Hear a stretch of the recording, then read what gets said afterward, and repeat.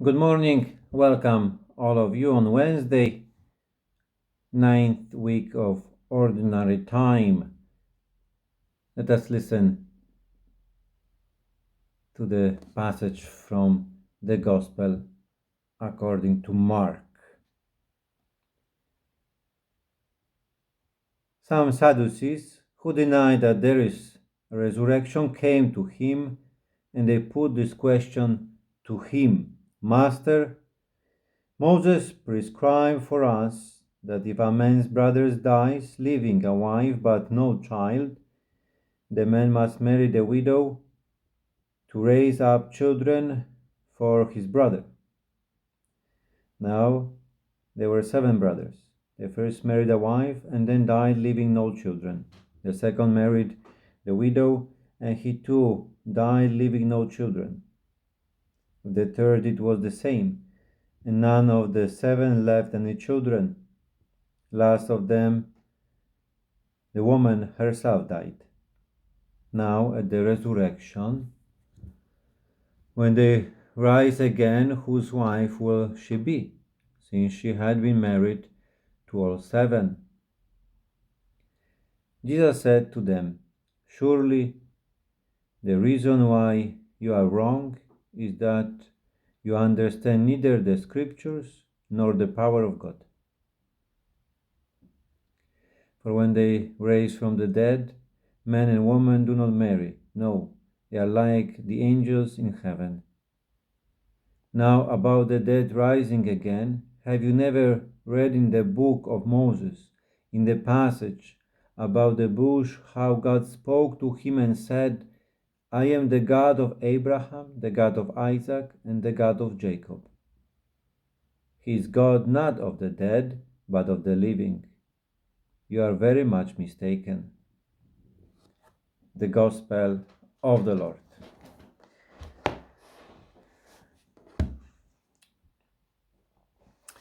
So, of course, after the Easter season, we have ordinary time.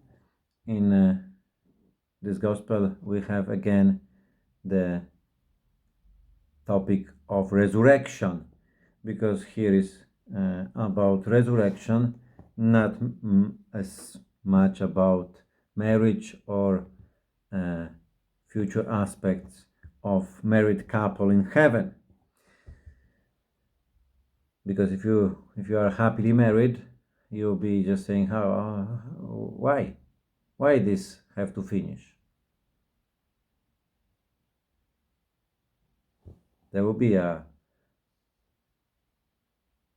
special relation, special bond between a married couple. Of course, there will be a bond between the people we know, the family members, friends. Then we'll be, of course, open to communion with all the people in heaven, of course. People who are unhappily married, unfortunately, could say, oh, fantastic reading. That means that, I just suffer until the end of my life. When I die, I'm done with that person. It's not true either. Here we speak about resurrection.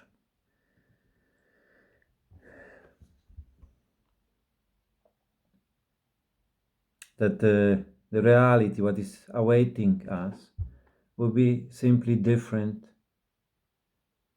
than we live it now. Resurrection, even the resurrection of Jesus Christ, it is not just simply return to his form of life before crucifixion. Resurrection is a new reality.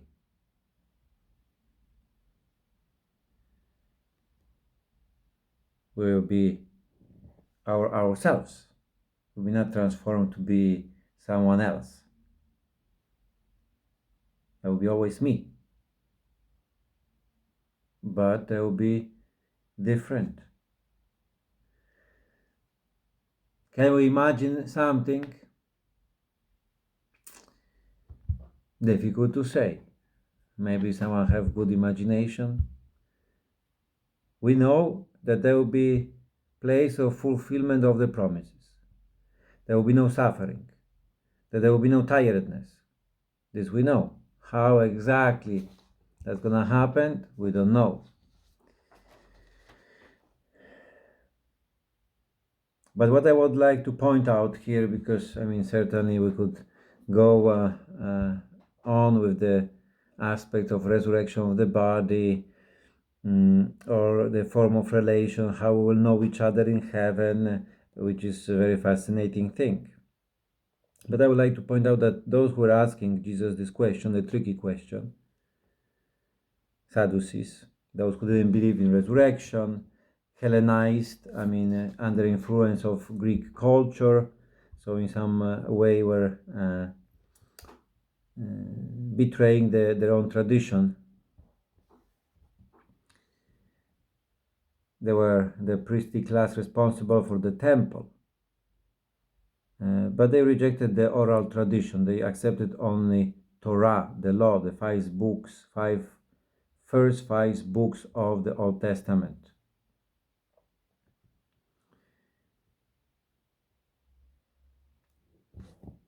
And I mean, there were different groups in Judaism in the time of Jesus: Pharisees, Sadducees. There were different groups of. They have different aspects. They believe in certain things. Some other didn't believe. But when Jesus Christ entered in dialogue with Sadducees here, I mean, this is very beautiful to see that they believed only in these five books of the Bible. So they refuse any oral tradition. They, I mean, like prophets, or they didn't accept that.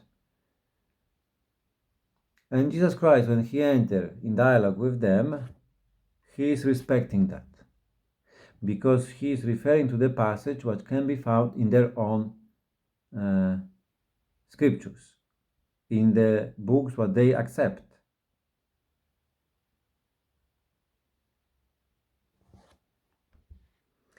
And he's pointing out passage which would be quite famous passage. I mean, Jewish people, I mean, were very proud to be children of Abraham.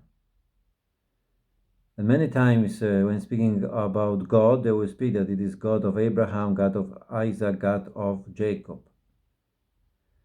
And even though they were repeating this quite often, that was from the books they believed in, so they guarded it so strongly, here they realized that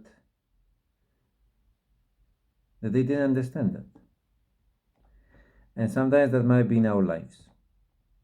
We might be going to the church weekly. We must probably receive some Christian Catholic education, or in the schools or in the families. We certain prayers say maybe daily. And maybe there is something what I never thought about. Maybe I didn't click in me, saying, I don't know, even sometimes in prayers, we say prayers, and maybe I never realized that there is someone who's listening. That my prayer is not fulfillment of my duties, but it's a dialogue. I don't know, that's an example. May the Lord really comes, so we may enter in dialogue with Him, so He can show us. And maybe He will point out that we are mistaken. Maybe I'm wrong about how I see my life. Maybe some events of my life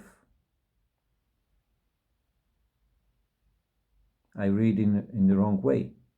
Maybe the things which I reject, maybe they're the important moments of my life. Maybe something that I consider happiness is in fact harming me. To have that a little door to open a little to the Lord. Allow Him to come and to really to tell us what He thinks, what He thinks about my life, about me, about you, and we might discover that what He is bringing is really not of this world, that cannot be compared to the reality of uh, the reality I know, cannot be maybe compared. Maybe my reason, my logic is not good enough to grasp what He's trying to do in my life.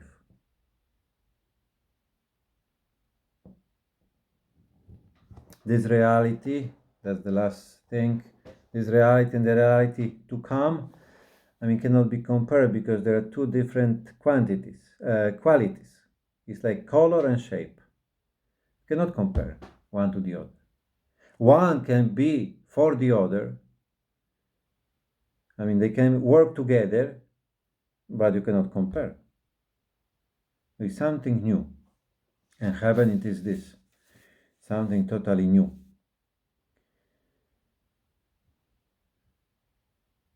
Let's be open for the Lord to speak to us.